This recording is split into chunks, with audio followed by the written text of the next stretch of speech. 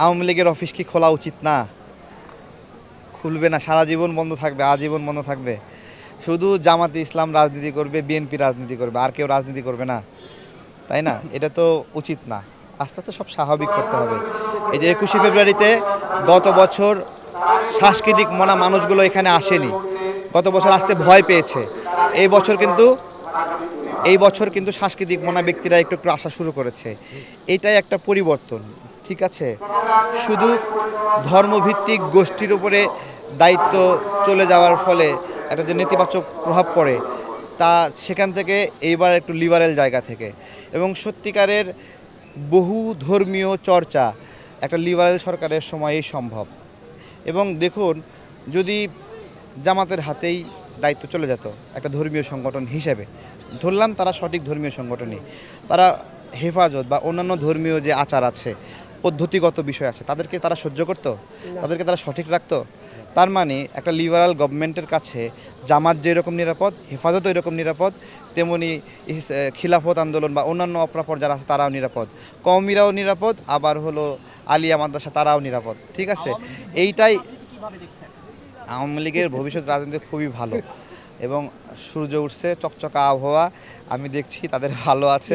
কিন্তু তারা যদি মনে করে তারা প্রচলিত রাজনৈতিক সিস্টেমে বিক্ষোভ করা, আপনার হলো ভাঙচুর করা, গাড়িতে আগুন দেওয়া, ক্ষোভ প্রকাশ করা, এগুলোর এখন সময় না। ওয়ালটন মাইক্রোওয়েভ ওভেনের খাবার গরম রাখে দীর্ঘ সময় ধরে। Walton microwave oven.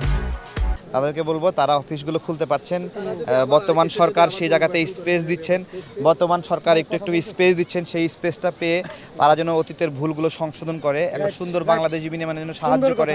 এটাকে তাদের প্রতি আমাদের আহ্বান যে আপনারা যেটুকু স্পেস পাচ্ছেন এটাকে মিস ইউজ করেন না, আন্দোলনের মধ্যে ঢুকে ভায়োলেন্স করেন না।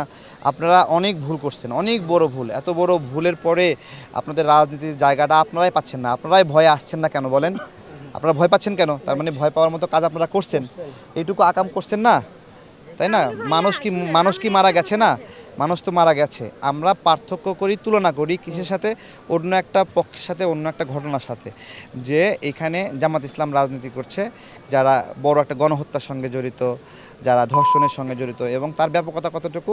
তার ব্যাপকতা সব রাজনৈতিক দল মিলেও এত ব্যাপক করতে পারবে না, এতটুকু বড় অপরাধ করতে পারবে না।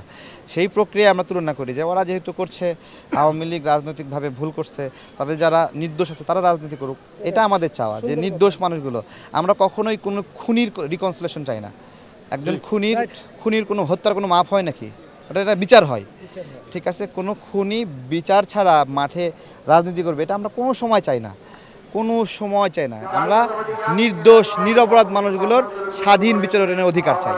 আমি তো বলছি শুধু শেখ হাসিনা না, শেখ হাসিনা আরও যারা 24-এর গণ অভ্যুত্থানে এই ব্যাপক হত্যাযজ্ঞের সঙ্গে জড়িত, তাদের কাউকেই এই রাজনৈতিক ময়দানে চায় না। এমনকি শেখ হাসিনাকে যদি ফুল দিয়ে অভ্যর্থনা জানান, সে নিজেও এখানে আসবো না, কারণ সে জানে সে কী করছে। আমরা বলছি যারা অপরাধী না, তাদের অধিকারের কথা।